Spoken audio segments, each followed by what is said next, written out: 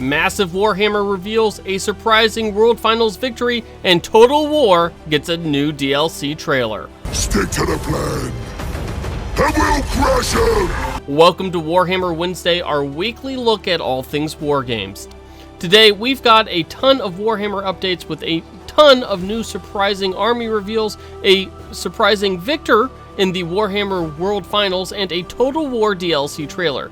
Now, before we dive into this week's news, be sure to hit those like and subscribe buttons to support a brand new independent YouTube channel. Now, let's talk some minis. The Death Korps of Krieg are getting a brand new army in Warhammer 40k. The fan-favorite army is getting a massive line refresh in plastic in 2025 as part of the Astra Militarum Codex launch. Now, the Death Korps hail from a world ravaged by nuclear bombs after an attempted rebellion. Yes, the Imperium bombed an entire planet with nukes, and all of that world's soldiers, the world of course is called Krieg, all the world's soldiers wear distinctive gas masks to filter out all the radioactive dust in the air. Notably, Krieg almost certainly uses either clones or child soldiers to supplement their forces, probably both, as they have a notably high fatality rate, but still manage to churn out a steady stream of recruits for the Imperium's never-ending war.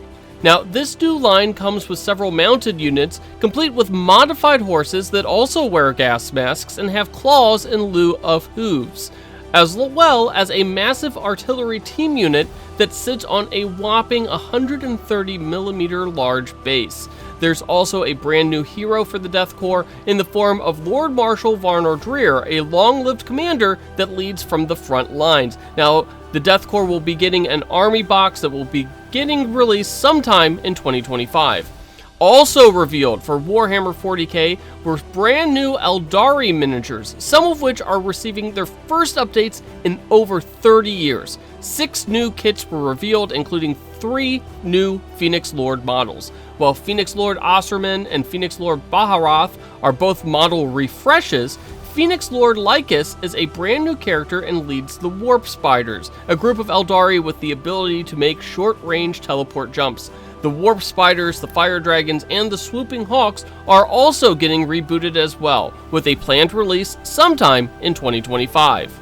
As for the Age of Sigmar, the Git mob are getting brand new mounted models as part of the Gloomspite Gitz army. While the goblins of Age of Sigmar typically worship a literal bad moon and hide from the sun in caves, the Git mob actually worships Age of Sigmar's version of the sun, which they call the Glare Face. Now, the Git mob is led by a supposedly long-lived leader named Drogs the Sunchampa. In reality, Drogs is actually a succession of different goblins chosen by Drogs' mount, Snarlfang Alpha, who actually has lived for hundreds of years, and Snarlfang Alpha, that's a wolf. There are several other new Git mob mounted units, all of which feature goblins on wolves, which really is the way that all goblins should be. Anyways, that will also be coming in an army box and will be released in 2025. And the final big update, Warhammer The Old World is also getting in on the action, with the Empire of Man coming as its next army. Notably, Games Workshop updated several of these classic minis with either new molds or updated parts. Now, the Empire of Man will not only get its own army box made up mostly of classic units, but it will also be getting a wide re-release of classic minis and units from Warhammer Fantasy Pass. Now, the Old World has been a surprising hit for Games Workshop, with the classic Warhammer Fantasy line just getting new life and new miniatures. I think this has exceeded everyone's expectations. Henry Cavill's favorite army won the Warhammer 40k Grand Tournament at the Warhammer World Championships over the weekend. Volgar Piles of the United States emerged victorious over John Lennon's, yeah, that's the guy's name, John Lennon, his Astra Militarum army, despite being at a huge disadvantage. Now, the Custodes, if you haven't played 40k, they are a strong melee army. That is their strength. But they tend to go down rather quickly in the face of overwhelming mobs of ranged fire, and that's basically exactly what the Astra Militarum does. In fact, the Custodes only wins about 30% of matches against the Astra Militarum, and the Custodes are only about a 49% win rate army, which puts them firmly in the middle of the pack. However, Piles was able to push his custodian units into the range of the match's objectives and then survived a withering tank barrage early on to functionally secure the win. Congratulations to him. You can catch out the entire match on Twitch. It's a pretty cool one.